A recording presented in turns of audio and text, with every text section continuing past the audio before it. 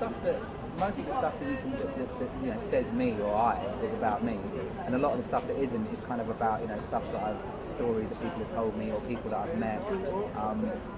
I think with my first album, every single song was like my own experiences, and I sort of thought it would be nice to kind of have an album where there was like stories about characters that I've made up or other people, because I don't think it's boring writing songs about yourself all the time. I mean, it can get a bit sort of overindulgent. So yeah, this album's a lot more kind of broader. It's definitely not all about us. It's definitely all about us. It's definitely not all about me. It's definitely all about you. It's definitely not all about us. It's all about you. It's all about you and you and you and you and you. And it gets quite dark, so I can't even see you, but it's about you as well. I think here it's really quite a small venue tonight, which I really like small venues anyway. I like the fact that you can see the whole crowd, and there's a much better kind of relationship between you and the crowd, and I prefer them. It's always nice to do the small places. I like it. In my own head consumed, I sit back in my room. It's like the tapestries of life get tangled in the loom.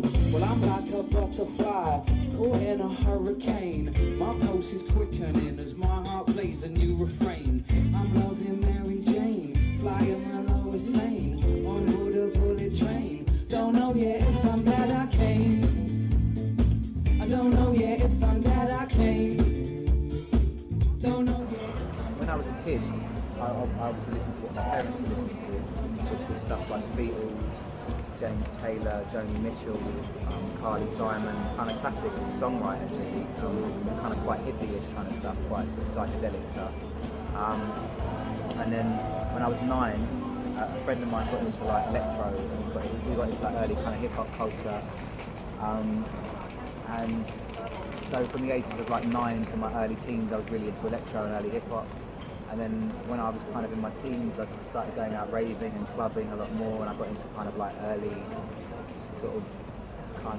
early breakbeat stuff and drum and bass, and then into kind of house music, and just generally it's kind of changed all the way through, and now I'm kind of into like a lot of different things, I mean I got a lot into kind of old disco stuff and a lot of old funk stuff, and just mostly kind of black influenced music and dance music is what I've been into.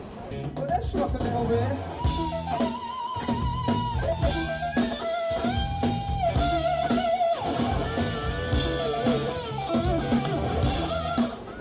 Thinking outside yourself sometimes.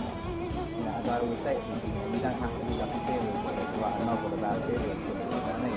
Just sitting here, I've been watching like people, where people interact with each other, and you'll always see like an old couple who aren't really talking anymore, like maybe a young couple on their first date, or like those kind of things. People kind of interact with people. That's interesting, mostly. I mean, I get a lot of ideas just walking around and just looking at things and thinking about things, but I actually normally write them when I'm kind of on my own in my studio or whatever.